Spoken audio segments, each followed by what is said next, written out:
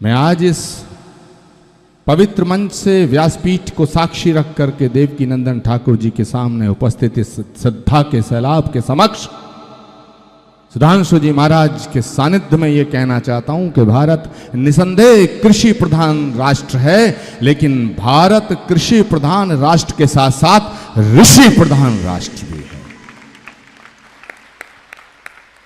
ऋषि प्रधान राष्ट्र।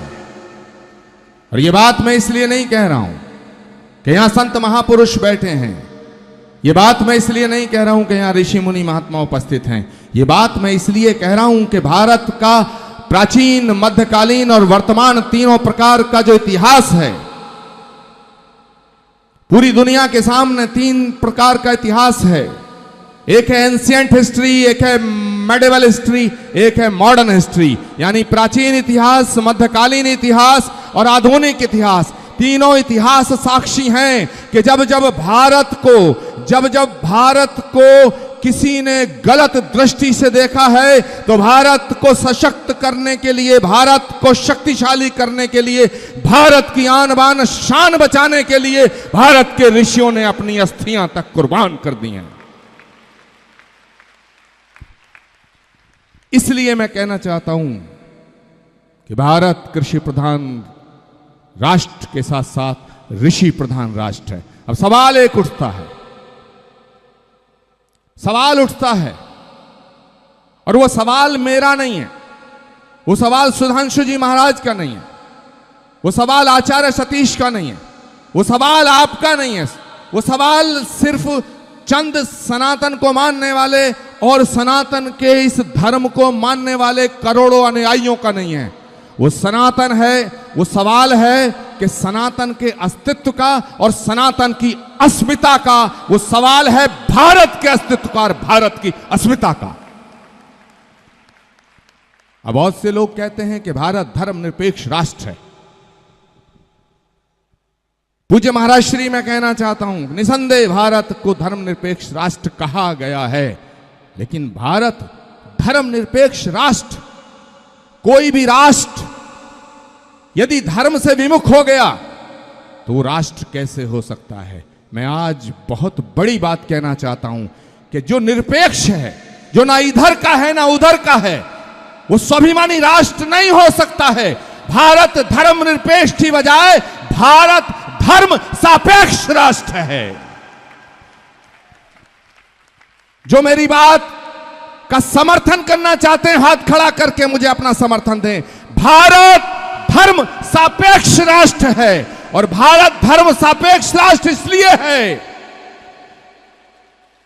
भारत धर्म सापेक्ष राष्ट्र इसलिए है कि भारत के संविधान के पन्ने पर मर्यादा पुरुषोत्तम के राम का दरबार अंकित है। भारत धर्म सापेक्ष राष्ट्र इसलिए है कि भारत की सुप्रीम कोर्ट के मुख्य न्यायाधीश के सामने यतो धर्मस्ततो जया लिखा हुआ है, इसलिए भारत धर्म सापेक्ष राष्ट्र है। भारत सापेक्ष राष्ट्र इसलिए है कि भारत की संसद में, भारत के तमाम पुरातत्व विभाग से संबंधित इमारतों में वसुधैव कुटुंबकम और विश्व बंधुत्व का उद्घोष होता है, जो हमारे धर्म ग्रंथों में लिखा है। इसलिए भारत धर्म सापेक्ष राष्ट्र है। जहां तक सनातन का सवाल है, सनातन को मिटाने के लिए, सनातन को बर्बाद करने के लिए, सनातन को बदनाम करने के लिए 1 साल नहीं, 2 साल नहीं, 10 साल नहीं, 100 साल नहीं, हजारों साल तक षड्यंत्र रचा गया। हजारों साल तक। Can you imagine? क्या आप सोच सकते हैं? हजारों साल तक जिस सनातन को मिटाने के लिए लगातार, निरंतर, कंटिन्यू षड्यंत्र रचे गए, लेकिन वो सनातन ना मिटा है, ना वो सनातन मिटेगा। वो सनातन नहीं मिट सकता है, लेकिन उस सनातन को जागृत करने की आवश्यकता होती है। उस सनातन को जागृत करना पड़ता है। और सनातन तब जागृत होता है जब मर्यादा पुरुषोत्तम भगवान श्री राम अहंकार में चूर हुए रावण की नाभि में अग्निबाण का जब प्रहार करते हैं और अहंकार की लंका को ध्वस्त कर देते हैं, तब सनातन जागृत होता है। देवकीनंदन ठाकुर जी कुरुक्षेत्र के मैदान में भगवान श्री कृष्ण अर्जुन के रथ पे खड़े होकर के जब कहते हैं परित्राणाय साधुनाम विनाशाय च दुष्कृताम धर्म संस्थापनार्थाय संभवामि युगे युगे, तब सनातन जागृत होता है। देवकीनंदन जी ठाकुर जी महाराज भारत का एक सन्यासी शिकागो की धरती पर विश्व बंधुत्व का उद्घोष करता है। जब विवेकानंद शंखनाद करता है, तब सनातन जागृत होता है।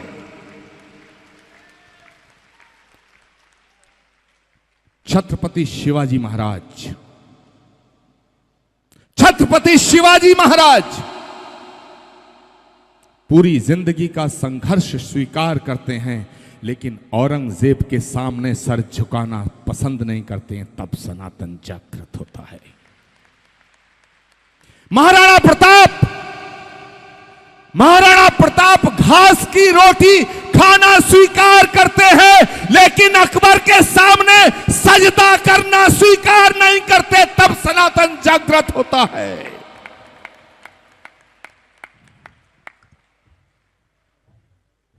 गुरु गोविंद सिंह जी महाराज अपने बच्चों को दीवार में चुनवाना स्वीकार कर लेते हैं, लेकिन सनातन पे आंच नहीं आने देते, तब सनातन जागृत होता है। एक गरीब घर में पैदा हुआ बालक, चाय वाले के घर में पैदा हुआ बालक, बड़ा होकर के भारत के प्रधानमंत्री के पद पे रहते हुए अयोध्या में 500 साल के संघर्ष को खत्म करके राम मंदिर की प्रतिष्ठा करता है, तब सनातन जागृत होता है।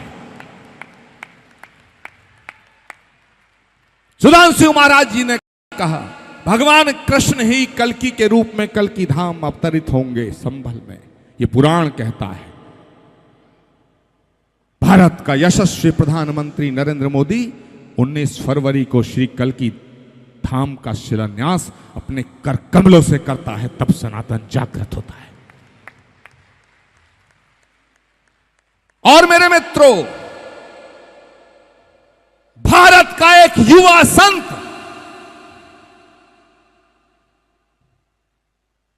भारत का एक यशस्वी संत, भारत का एक तपस्वी संत, भारत का तेजस्वी संत, भारत का एक ओजस्वी संत देवकीनंदन ठाकुर जब सनातन बोर्ड की मांग करता है, तब सनातन जागृत होता है। हम किसी का अपमान नहीं करना चाहते साहब। हिंदुस्तान के अंदर हजारों बोर्ड हैं। भारत सरकार राज्य सरकारों को मिलाया जाए, X board, Y board, Z board, पता नहीं कितने बोर्ड हैं। अगड़ा बोर्ड, पिछड़ा बोर्ड, ऊंचा बोर्ड, नीचा बोर्ड, काला बोर्ड, पीला बोर्ड, पतला बोर्ड, मोटा board, CBSE board, ICSE board, Shia board, Sunni board, वक्फ बोर्ड। हमें इन बोर्डों से कोई गुरेज नहीं है। हम किसी बोर्ड को, जैसा सुधांशु जी महाराज ने कहा, हम किसी बोर्ड को उसका स्विच ऑफ नहीं करना चाहते, लेकिन सनातन की रक्षा के लिए सनातन बोर्ड को हम लेकर के रहेंगे।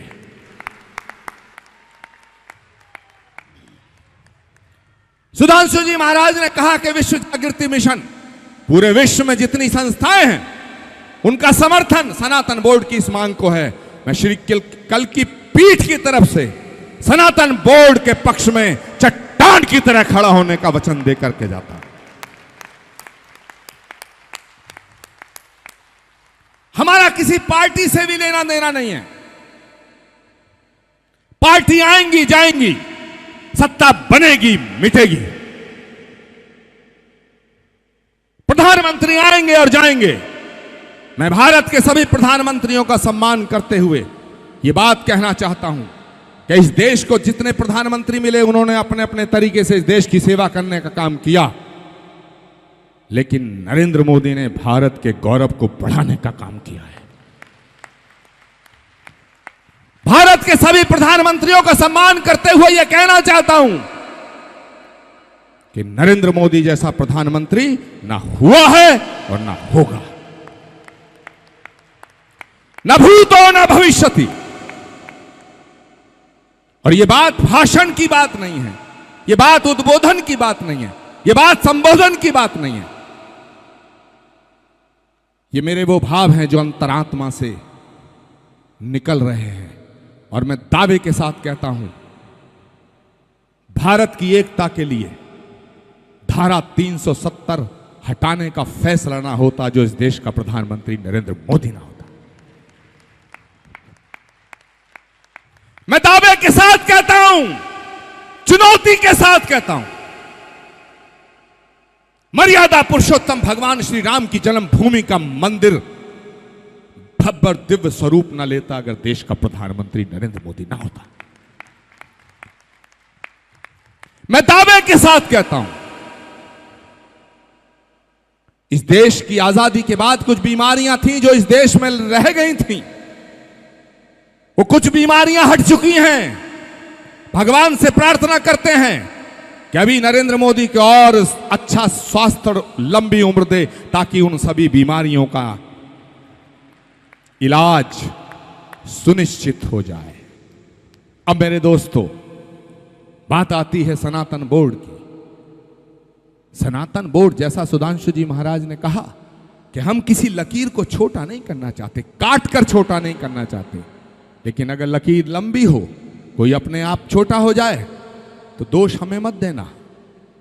आज एक सवाल इस मंच से करना चाहता हूं देश के तमाम राजनीतिक दलों से। देवकी नंदन ठाकुर जी के इस पवित्र पावन मंच से किसी कारणवश 16 तारीख को हम नहीं आ पाए थे, लेकिन हम जहां थे तुम्हारे थे, जहां रहेंगे तुम्हारे रहेंगे। देवकी नंदन जी महाराज, एक सवाल जो देश की मीडिया के माध्यम से उन नेताओं तक पहुंचे, उन नेताओं तक जरूर पहुंचे जो खाते हिंदुस्तान का है लेकिन गीत पाकिस्तान का गाते हैं।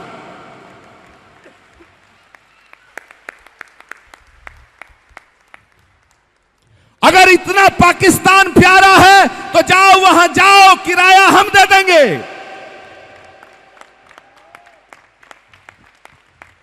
राजनीति भारत में करोगे, राजनीति भारत में करोगे, चुनाव भारत में लड़ोगे और भारत की नई संसद का जब निर्माण होता है तब मातम मनाओगे।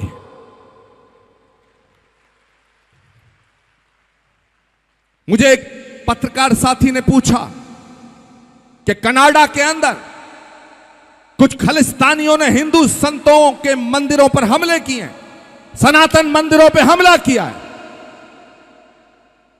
मैंने उससे कहा कि जो खालसा को मानता होगा वो सनातन मंदिरों पर हमला नहीं करेगा, क्योंकि खालसा पंथ की स्थापना गुरु गोविंद सिंह जी महाराज ने, सिख पंथ की स्थापना सनातन की रक्षा के लिए करी थी। अगर कोई मंदिर पे हमला करता है वो सिख नहीं हो सकता, और जो सिख है वो मंदिर पे हमला नहीं कर सकता। मुझसे सवाल किया गया कि कुछ खालिस्तानियों ने मंदिर पे हमला किया है और वहां का जो राष्ट्रपति है, प्रधानमंत्री है, मुझे नहीं पता उसका एग्जैक्टली क्या डेजिग्नेशन है, नाम पता है ट्रूडो, उसके बारे में क्या कहोगे? मैंने कहा ट्रूडो कनाडा के राष्ट्रपति के बारे में, कनाडा का जो प्रधानमंत्री है उसके बारे में। महाराज जी क्या है, वो प्राइम मिनिस्टर है, राष्ट्रपति है? प्राइम मिनिस्टर, प्रधानमंत्री है कनाडा का ट्रूडो। वो खालिस्तानियों का समर्थन करता है। मैंने जवाब दिया कनाडा में बैठे हुए ट्रूडो का इलाज तो हम कर देंगे, लेकिन जो भारत की संसद में कुछ ट्रूडो मौजूद हैं, इनका इलाज कब होगा? यह भारत 1000 साल तक गुलाम रहा। 1000 साल तक, 1000 साल तक भारत इसलिए गुलाम नहीं रहा कि बाबर बहुत बहादुर था। 1000 साल तक ये भारत इसलिए गुलाम नहीं रहा कि तैमूर लंग, नादिर शाह और महमूद गजनवी बहुत बहादुर थे। 1000 साल तक ये भारत इसलिए गुलाम नहीं रहा कि अकबर बहुत बहादुर था, अंग्रेज बहुत बहादुर थे। 1000 साल तक ये भारत इसलिए गुलाम रहा कि इस देश के अंदर कुछ जयचंद मौजूद थे, कुछ गद्दार मौजूद थे, कुछ मानसिंह मौजूद थे। मेरे दोस्तों, अपनी वाणी को विराम देने से पहले एक संकल्प, एक वादा, एक वचन आपसे लेना चाहता हूं। आप किसी पार्टी में रहे, हमें कोई फर्क नहीं पड़ता। आप किसी पार्टी को वोट दें, हमें कोई नहीं फर्क पड़ता, लेकिन जो राष्ट्र के खिलाफ हो उसे वोट मत देना।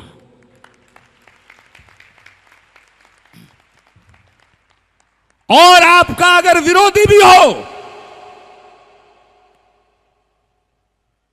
अगर आपकी उससे कोई लड़ाई हो, व्यक्तिगत लड़ाई हो, सामाजिक लड़ाई हो, व्यवहारिक लड़ाई हो, लेकिन वो राष्ट्रभक्त हो, तो उसे अंधे होकर के वोट देना। हमें एक नया राष्ट्र बनाना है। मैं भारतीय जनता पार्टी का सदस्य नहीं हूं, मैंने भारतीय जनता पार्टी को ज्वाइन नहीं किया, लेकिन मैंने भारत के प्रधानमंत्री को ज्वाइन किया है।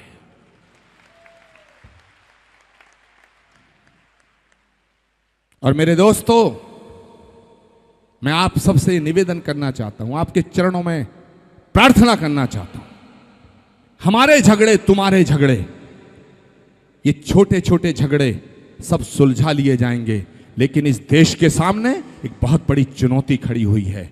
और आज मैं ये बात कह के अपनी वाणी को विराम देना चाहता हूं कि भारत में सभी धर्मों का सम्मान है, सभी धर्मों का सम्मान है। हमारा सनातन सिखाता है, यह हमारा सनातन सिखाता है। हमारी प्रार्थना अपने लिए नहीं है, हमारी प्रार्थना प्राणी मात्र के लिए है। शास्त्रों का उद्घोष विश्व बंधुत्व वसुधैव कुटुंबकम, ये प्राणी मात्र के लिए है। पूरी वसुधा एक परिवार है। अयम निजय परोवेत गणना लघु चेत साम उदार चरित नान्तु वसुधैव कुटुंबकम, ये शास्त्रों का उद्घोष है। जो शास्त्र, जो धर्म पूरी वसुधा को एक परिवार मानता है, वो संकीर्ण नहीं हो सकता है, वो संकुचित नहीं हो सकता है। और जो संकीर्ण है, जो संकुचित है, वो सनातन नहीं हो सकता है। सभी धर्मों का सम्मान है। मैं बहुत गंभीर बात कह के अपनी वाणी को विराम देना चाहता हूं। भारत में सभी धर्मों का सम्मान है, लेकिन सभी धर्म एक समान नहीं हो सकते हैं। क्यों नहीं हो सकते हैं? क्योंकि पूरी दुनिया में एक ही धर्म है, सनातन, जिसका ओरिजिन भारत की भूमि पे हुआ है। भारत की भूमि पे सनातन सभी धर्मों का सम्मान करता है। किसी धर्म की उत्पत्ति अरब में हुई, किसी धर्म की यरूशलेम में हुई, लेकिन भारत भूमि वो भूमि है जहां से सनातन पैदा हुआ है। इसलिए सनातन को भारत से अलग नहीं किया जा सकता है। भारत एक सनातन राष्ट्र है। कुछ लोगों ने कहा भारत कृषि प्रधान देश है। मैं आज इस पवित्र मंच से व्यासपीठ को साक्षी रख करके देवकी नंदन ठाकुर जी के सामने उपस्थित इस श्रद्धा के सैलाब के समक्ष सुधांशु जी महाराज के सानिध्य में यह कहना चाहता हूं कि भारत निसंदेह कृषि प्रधान राष्ट्र है, लेकिन भारत कृषि प्रधान राष्ट्र के साथ साथ ऋषि प्रधान राष्ट्र भी है। ऋषि प्रधान राष्ट्र है। और यह बात मैं इसलिए नहीं कह रहा हूं कि यहां संत महापुरुष बैठे हैं, यह बात मैं इसलिए नहीं कह रहा हूं कि यहां ऋषि मुनि महात्मा उपस्थित हैं। यह बात मैं इसलिए कह रहा हूं कि भारत का प्राचीन, मध्यकालीन और वर्तमान तीनों प्रकार का जो इतिहास है, पूरी दुनिया के सामने तीन प्रकार का इतिहास है। एक है एंशिएंट हिस्ट्री, एक है मेडिवल हिस्ट्री, एक है मॉडर्न हिस्ट्री, यानी प्राचीन इतिहास, मध्यकालीन इतिहास और आधुनिक इतिहास। तीनों इतिहास साक्षी हैं कि जब जब भारत को किसी ने गलत दृष्टि से देखा है, तो भारत को सशक्त करने के लिए, भारत को शक्तिशाली करने के लिए, भारत की आन बान शान बचाने के लिए भारत के ऋषियों ने अपनी अस्थियां तक कुर्बान कर दी हैं। इसलिए मैं कहना चाहता हूं कि भारत कृषि प्रधान राष्ट्र के साथ साथ ऋषि प्रधान राष्ट्र है। अब सवाल एक उठता है, और वो सवाल मेरा नहीं है, वो सवाल सुधांशु जी महाराज का नहीं है, वो सवाल आचार्य सतीश का नहीं है, वो सवाल आपका नहीं है, वो सवाल सिर्फ चंद सनातन को मानने वाले और सनातन के इस धर्म को मानने वाले करोड़ों अनुयायियों का नहीं है। वो सनातन है, वो सवाल है कि सनातन के अस्तित्व का और सनातन की अस्मिता का, वो सवाल है भारत के अस्तित्व का और भारत की अस्मिता का। अब बहुत से लोग कहते हैं कि भारत धर्मनिरपेक्ष राष्ट्र है। पूज्य महाराज श्री मैं कहना चाहता हूं, निसंदेह भारत को धर्मनिरपेक्ष राष्ट्र कहा गया है, लेकिन भारत धर्मनिरपेक्ष राष्ट्र, कोई भी राष्ट्र यदि धर्म से विमुख हो गया तो वो राष्ट्र कैसे हो सकता है। मैं आज बहुत बड़ी बात कहना चाहता हूं कि जो निरपेक्ष है, जो ना इधर का है ना उधर का है, वो स्वाभिमानी राष्ट्र नहीं हो सकता है। भारत धर्मनिरपेक्ष की बजाय भारत धर्म सापेक्ष राष्ट्र है। जो मेरी बात का समर्थन करना चाहते हैं, हाथ खड़ा करके मुझे अपना समर्थन दें। भारत धर्म सापेक्ष राष्ट्र है, और भारत धर्म सापेक्ष राष्ट्र इसलिए है,